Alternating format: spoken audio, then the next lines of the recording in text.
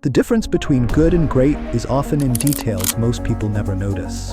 This philosophy drives Michelin-starred chefs to source $10 ice cubes, hand-harvested sea urchins, and soy sauce aged in century-old barrels. Not for show, but because these ingredients fundamentally transform the dining experience. Today, we're pulling back the curtain on the global ingredient treasure hunt that powers the world's finest restaurants. You'll discover the extraordinary lengths chefs go to secure the perfect components for their dishes, and why this obsession with sourcing is perhaps the most underappreciated aspect of culinary excellence. What makes certain ingredients so prized in the culinary world that chefs will pay astronomical prices for them? This sealed wooden box holds the answer to one such mystery. A delicacy from the Pacific Ocean that commands as much as $500 per kilogram on the market. These spiny creatures might not look appetizing at first glance, but inside their formidable exterior lies uni, sea urchin gonads, considered one of the most exquisite flavors of the sea. To understand why this ingredient fetches such a premium, we need to follow its journey from the ocean floor to the finest restaurants in the world. Off the coast of Santa Barbara, specialized divers brave the cold Pacific waters in search of red sea urchins. This isn't just a simple harvesting operation, it's a dangerous dance that requires constant vigilance. Each diver must monitor their equipment meticulously, as any malfunction could prove fatal in these depths. Watch as the divers use specialized tools, custom-made rakes designed specifically for this task. They're not just grabbing any urchin they see. Regulations mandate that only urchins measuring at least 3.25 inches can be harvested, adding another layer of complexity to their underwater hunt. The real test happens right here on the ocean floor. Divers must crack open specimens to assess the quality of the gonads inside. If they're not vibrant and robust, the entire dive might yield little value. It's a calculated risk these harvesters take with every expedition. What makes this pursuit particularly challenging is the direct relationship between sea urchins and their environment. These creatures feed on kelp forests, and the quality of these underwater ecosystems directly determines the value of the harvest. As kelp forests face increasing threats from warming ocean temperatures and pollution, finding premium urchins becomes progressively more difficult. After a grueling 12-hour workday, divers return with their precious cargo, between 750 and 900 pounds of sea urchins.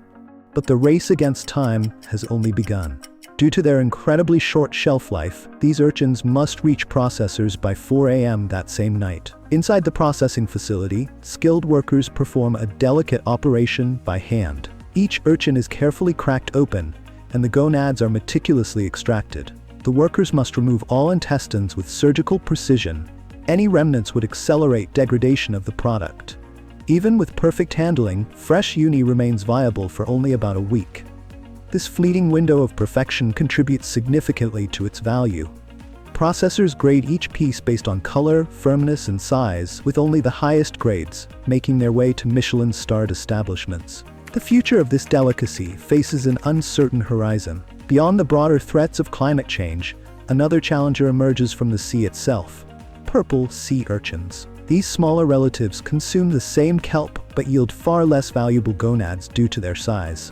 As they proliferate, they threaten both the kelp forests and the red urchin populations, creating a domino effect that impacts the entire harvest. At a prestigious restaurant, our chef inspects each piece of uni with discerning eyes. His reputation rests on serving only the finest ingredients, and he knows his customers can detect even the slightest imperfection. He examines the color, texture, and aroma before giving his approval. The final dish showcases uni in its purest form, a celebration of its natural ocean-fresh umami flavor that no other ingredient can replicate. This moment represents the culmination of countless hours of dangerous diving, precise handling, and generations of culinary knowledge. As our journey through culinary excellence continues, we find ourselves watching Chef Tanaka's reverent handling of an unassuming dark bottle. His fingers trace the handwritten Japanese characters on its weathered label, while his eyes study the amber liquid within. This isn't just any condiment. It's a treasure that represents centuries of tradition, commanding respect in the world's finest kitchens. This single bottle costs $35, Chef Tanaka explains, over 3 times what you'd pay for commercial alternatives. But the question isn't why it costs so much, it's how something made from humble soybeans can transform every dish it touches. The answer lies halfway across the world in Japan, where we meet Yu Yamamoto, one of the few remaining traditional soy sauce brewers. His family's brewery houses massive wooden vessels known as kioke, barrels that have been in continuous use since the 17th century. These aren't merely containers, they're living artifacts that have shaped flavor profiles for generations. These barrels cannot be replaced, Yu explains as he runs his hand along the wooden staves reinforced with bamboo strips, rather than metal, which would corrode in the salty environment. Each one develops its own ecosystem of beneficial bacteria over decades. New barrels simply cannot produce the same flavor. The production process begins with a precise mixture that would be familiar to Yu's ancestors. Crushed wheat and steamed soybeans are combined with koji fungus to create the foundation. This mixture is transferred to the moromi house, where workers fill each kioke barrel with over 1 ton of the soybean mixture and salt water. The fermentation environment must be perfectly balanced. Workers pump air into the barrels to encourage aerobic yeast activity. Commercial factories produce soy sauce in months, but here we allow nature to work for a minimum of 18 months, often longer. The microorganisms need time to transform simple ingredients into complex flavors. The seasons play a crucial role in traditional brewing. Summer heat accelerates fermentation, while winter's chill allows flavors to settle and mature. Through changing temperatures, Yu monitors each barrel's development, occasionally stirring the mixture and testing its progress through sight, smell, and taste, skills passed down through generations. Yet this ancient craft faces an existential threat. During World War II, the Japanese government encouraged factories to adopt cheaper, faster production methods. Fermentation times were slashed from years to months.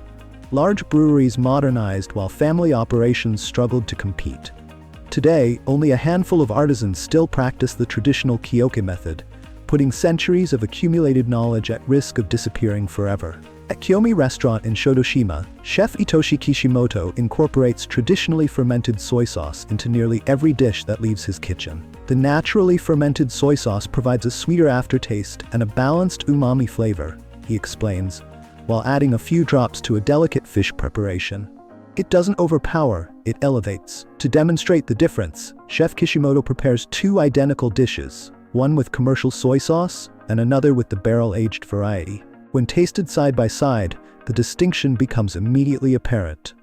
The mass-produced version offers a one-dimensional saltiness with pronounced chemical notes. In contrast, the traditional sauce unfolds in layers. Initial saltiness gives way to a complex sweetness, followed by a lingering umami depth that seems to enhance every other flavor on the plate.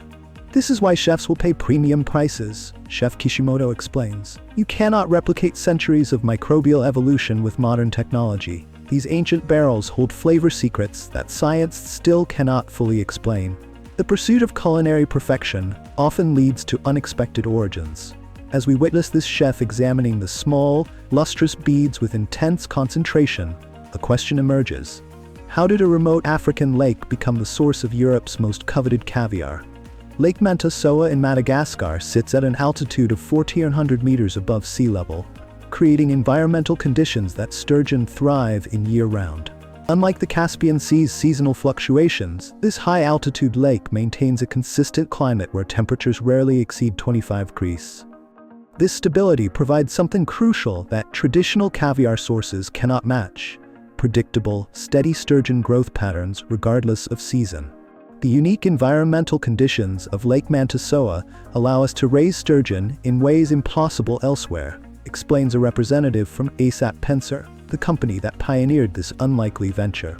The camera pans across the pristine lake, surrounded by Madagascar's distinctive landscape, before zooming in on the extensive aquaculture facility along its shores. The journey from concept to culinary gold was anything but simple. Sturgeon require significantly more time and resources to raise than other farmed fish. Where salmon might reach market size relatively quickly, sturgeon demand patience measured not in months but years.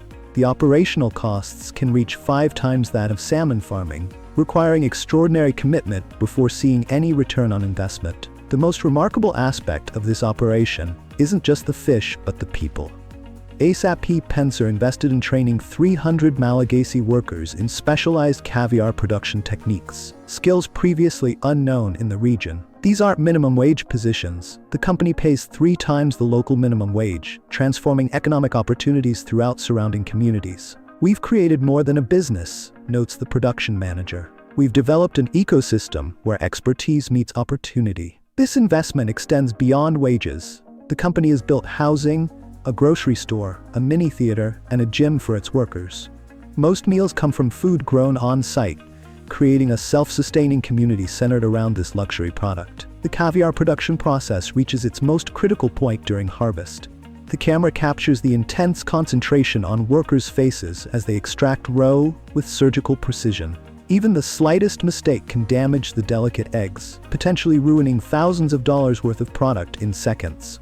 Everything must be perfect, explains the harvest supervisor. Water quality, temperature, handling techniques, there's no room for error.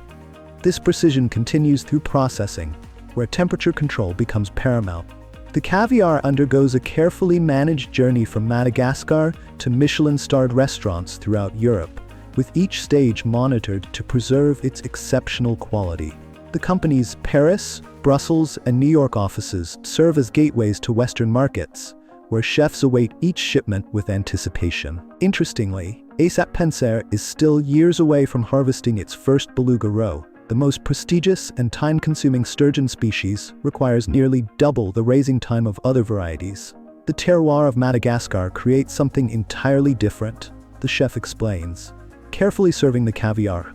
There's a minerality, a clean finish that you simply don't find in Caspian caviar. It's not about being better or worse. It's about offering something unique that reflects its origins. As diners experience their first taste, their expressions reveal the moment of discovery. This is familiar, yet different. Traditional, yet innovative. The perfect embodiment of how global cuisine continues to evolve beyond expected boundaries.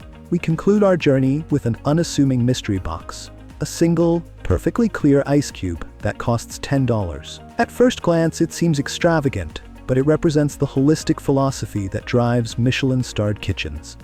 Every element matters. This meticulous approach to ingredients connects to a deeper ethos. These chefs aren't merely chasing exclusivity, they're preserving traditions threatened by climate change, economic pressures, and counterfeit products. From Kashmir's struggling saffron farmers to authentic Parmesan cheeses facing a black market of imitations, these culinary treasures face real challenges. Consumers can support these traditions through certifications like geographical indication tags and informed purchasing. The greatest luxury, indeed, lies not in expense, but in understanding origin.